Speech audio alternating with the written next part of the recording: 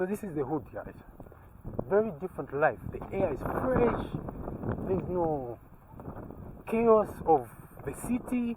You know what I mean? If you're someone from New York City and you come and live in a place like this, man, you're gonna be so much at peace. You see what I mean? You're gonna be so much at peace. We have internet here. Well, our internet service providers are a little bit iffy, okay? But I can tell you, in this area, from the research that I've carried out, the best internet service provider is... Should I say the name? Okay, I know the other internet service providers are gonna say, hey, he's siding with one company. Let me just be honest with you. What's been happening here is that during the day, okay, basically it's the hardest time to have internet compared to at night. Okay, if for example I'm using the internet at 24 hours at midnight, from midnight to 05, midnight to 06, all the internet service providers, they shine. You see what I mean? There's absolutely no problem. You see, but the moment it's maybe 9 in the morning, you're gonna have a problem. You see what I mean? You're gonna find that some internet service providers are gonna basically switch off completely, and others, they're gonna give you internet but at a slow speed. You see what I mean? And it's gonna be like that, you know. I leave it up to you to research. I don't want to get into politics of who is who here. So I'm not gonna mention any names of any internet service providers, but I'm just gonna give you those points as benchmarks for measuring which internet service provider you should stay with. Okay. But this road, why does it end?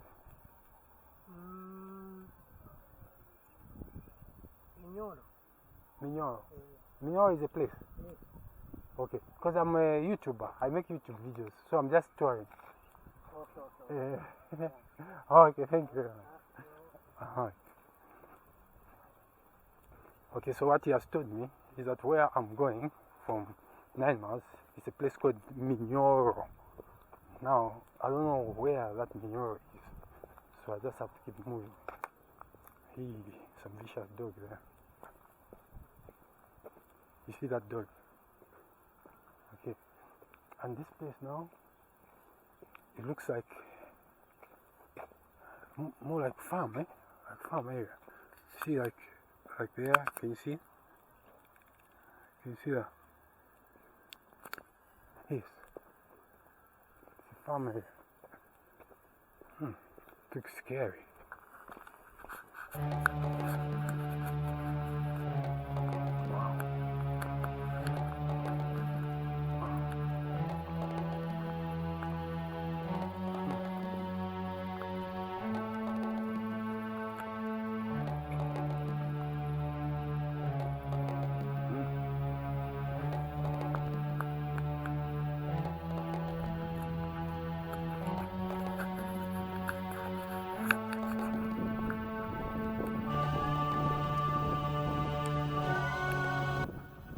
Man, where am I going?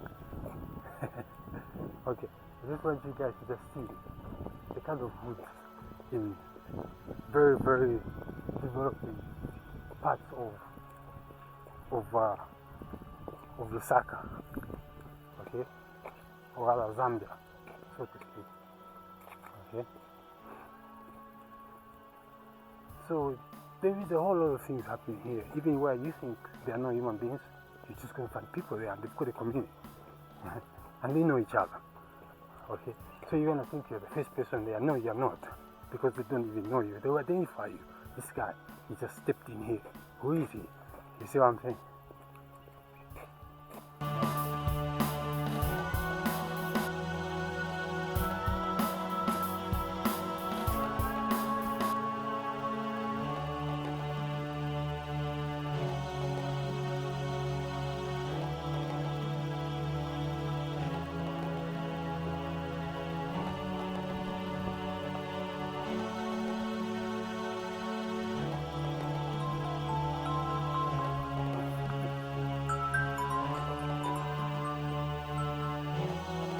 The map.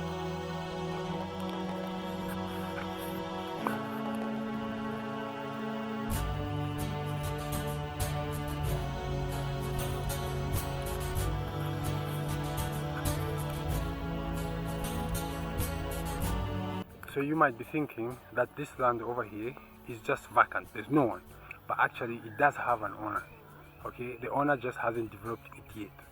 Okay, so even if you find land which is completely looking like there's no one who has ownership of it, actually there is someone who has ownership of it.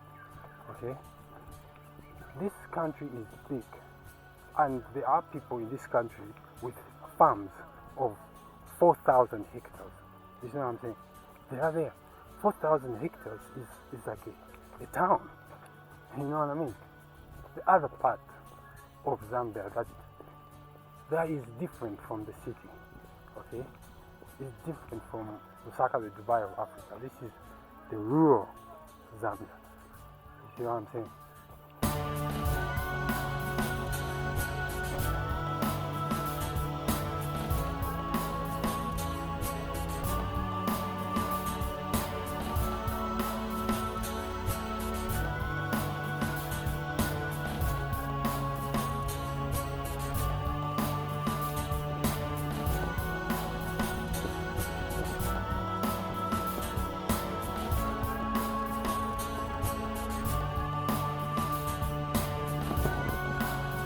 Okay, I can see a mobile phone mast there. Let me show you.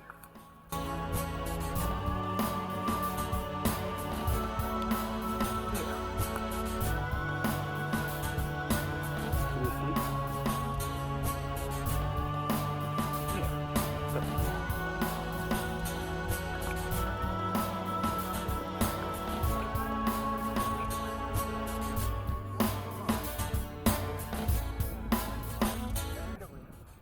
See, there's a mobile phone mast. And everywhere where you find a mobile phone mast, it means there are people living there. There are people living there. You see what I mean? If there are no people living there, there wouldn't be a mobile phone mast. Okay? So let me keep going,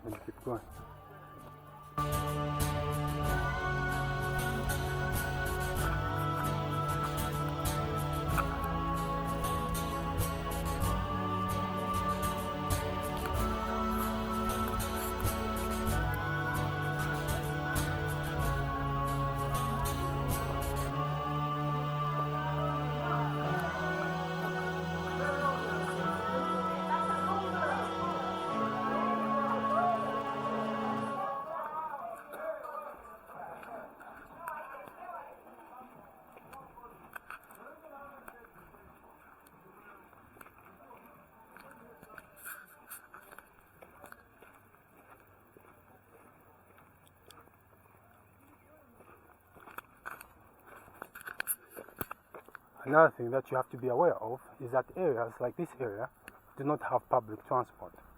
Okay? If you want to move, you have to take a lift from someone who is a neighbor or someone who lives in the area who has an open vehicle, like an open van or a truck. Okay? There's no transport. You see, he's using a motorbike. Yeah?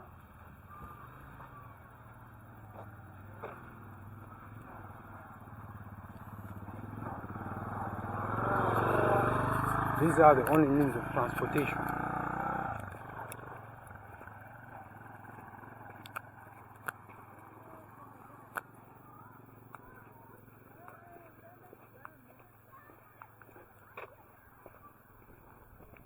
You see this? It means somebody was demarcated some space, some land. Okay? That's someone's land. I don't know, maybe they want to start building and they want to identify exactly which space is their space. Okay? Yeah. If you look this side,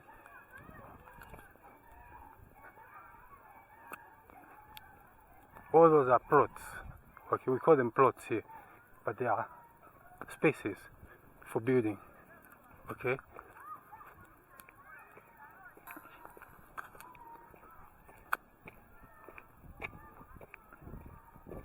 Like this also, can you see that? You see?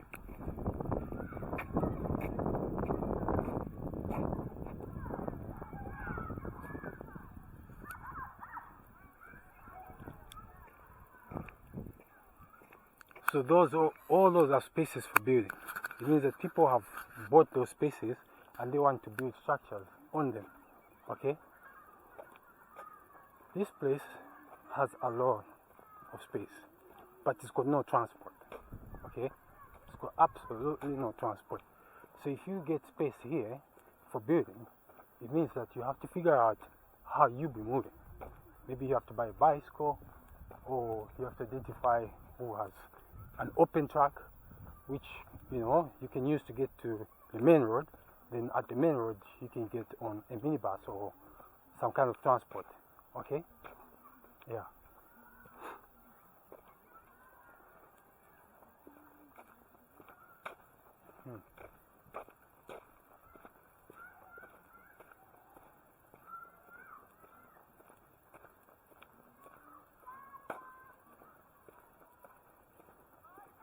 Can you see how far apart these houses are?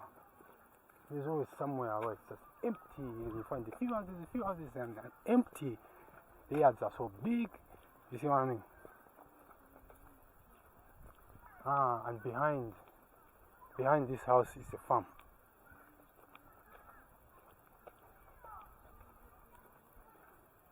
Behind this house is a farm. So let's see.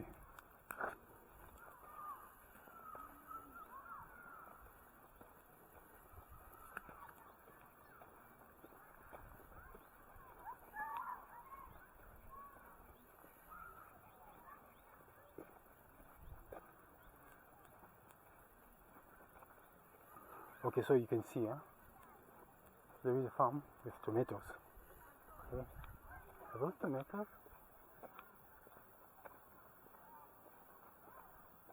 No, those are not tomatoes. I don't know what that is.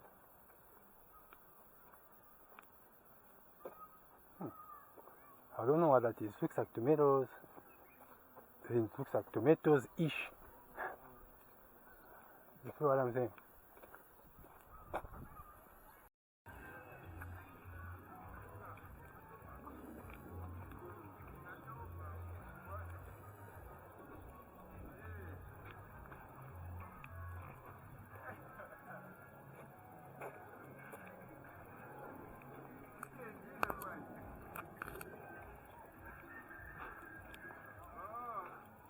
Okay, one thing about neighborhoods over here is that people always have some sort of a garden. You see what I mean? And that garden supplements their income as well as helps them out, like in terms of vegetables. They could just go to the garden and pick and eat. You see what I mean? You're gonna see all of this, like here.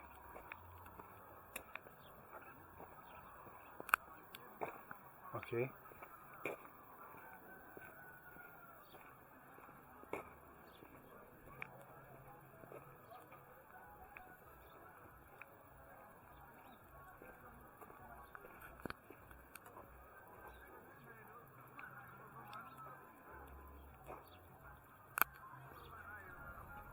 Right. Alright, so this is basically how we live in this hood, man.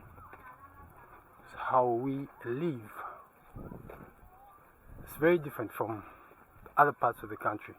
I mean, even other parts of Lusaka, if you go to metropolitan areas like a place called Kabwata, a place called Kamwala, they don't live like this. They are all together stuck up with very little space, no gardens.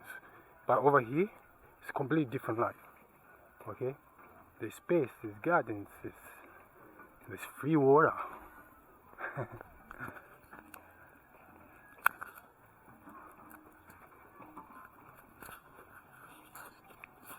Madam, nifuna kufunsa ku. Aya manzi ya private nangu ya vacances. Eh.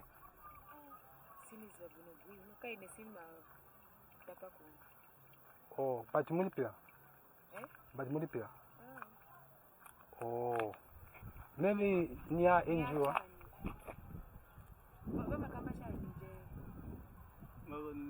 Public ball.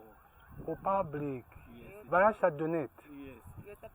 Kwati bajaika nangu. Oh, okay. Oh. Nifuna kenda ku 10 miles. ningapita nishawiti huku nangu huku kuya so. Ah, okay, thank you. Okay, I didn't know that. What she has told me is that she's drawing water from a public borehole. Okay, it's like the borehole was just donated, because what it is that there are non-governmental organizations like JICA, Lions Aid, okay, and all of these guys who just go in the hood and look for problems and solve them. You see what I mean? So I think that they may have come this direction, and they may have just said, okay, what can we do here? We can donate some borehole. And they made a borehole and put a hand pump so that the community can be serviced. That's so nice, eh? That is so nice.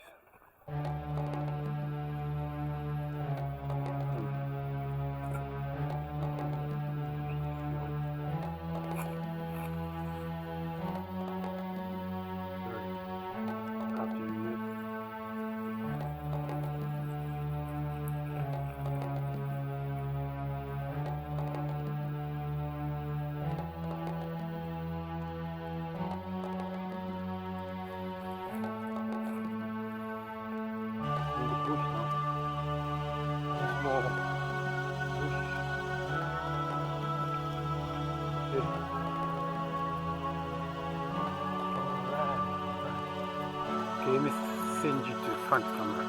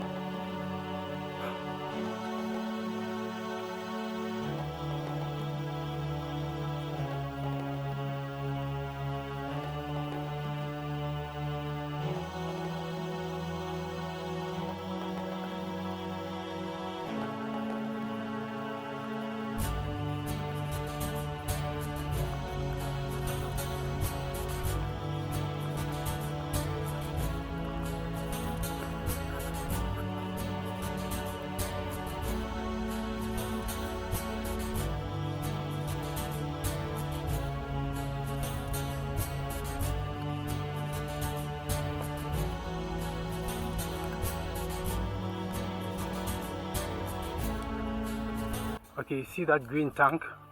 That green tank is a water reservoir for that particular house.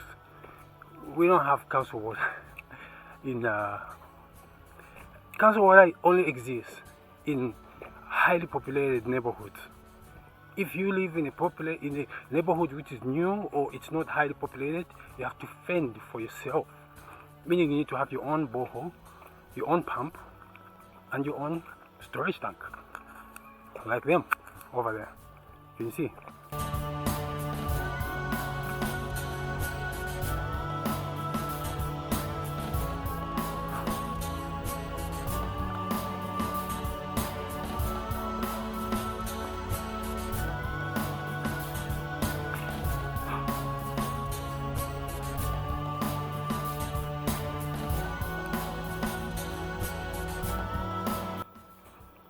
It has to be part of your game plan, okay?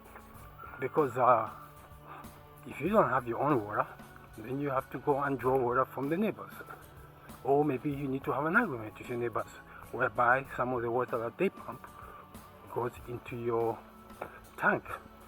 Although I've never seen such an agreement in this country before. But it is possible. You see what I mean? Okay, now where I am, at least there's more people. It's more populated compared to where I'm just coming from. Okay.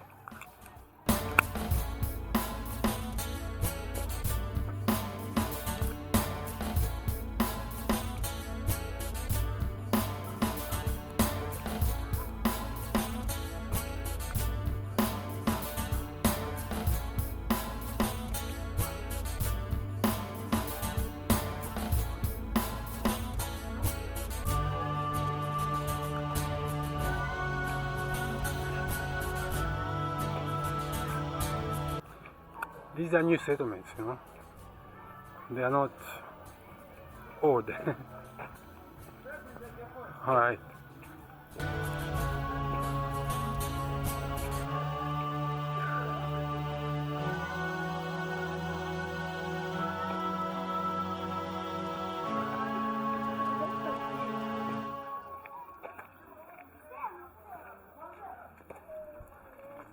Okay.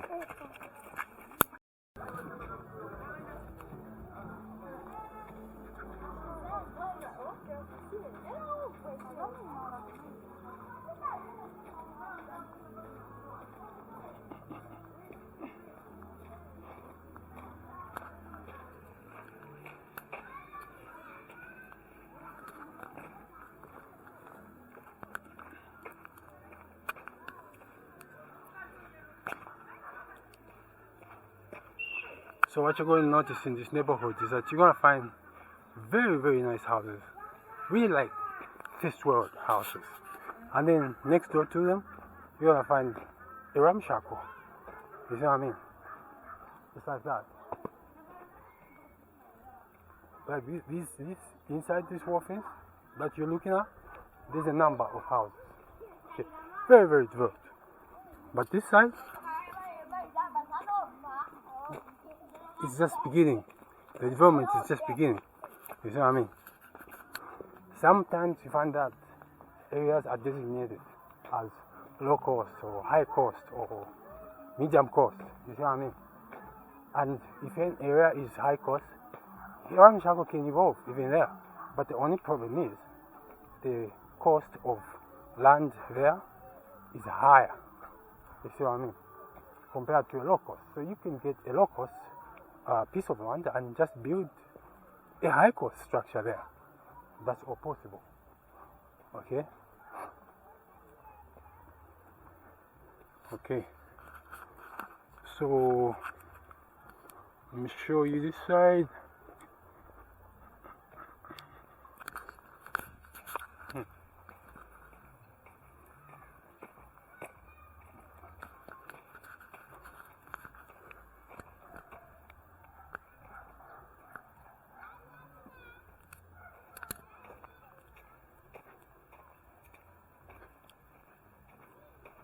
See, another criteria which is being used here in Zambia for defining a low cost and a high cost area is electric poles.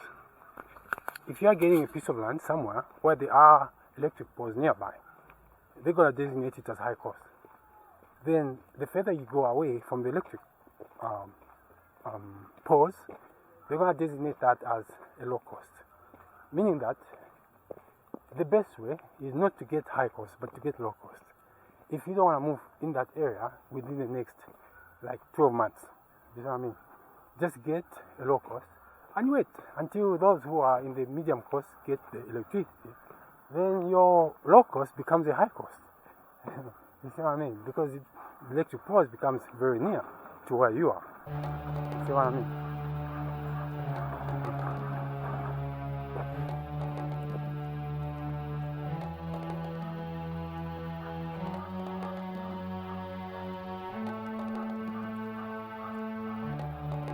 Wait, for 10 miles in fact. Yeah. Straight in or straight?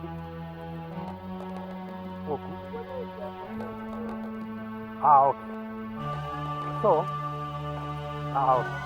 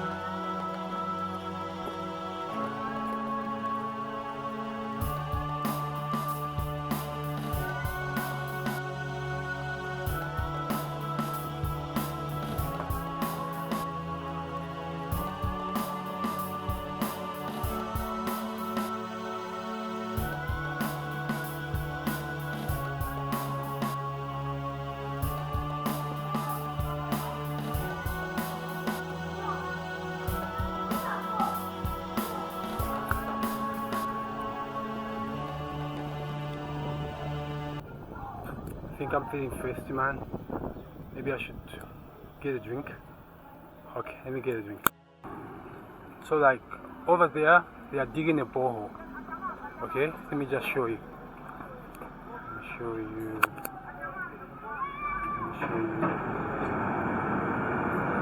Yeah.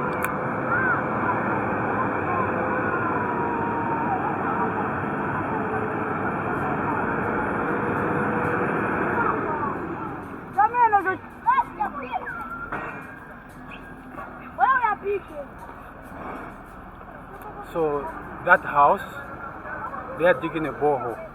Once they dig that borehole, they are gonna put some pumps. I mean, they're gonna put some pipes and the pump, and they'll have water. That's how we get water. Okay. Now the business of digging boreholes is dominated by people who come from India. They seem to be very good at it. Okay, compared to our very own. Okay.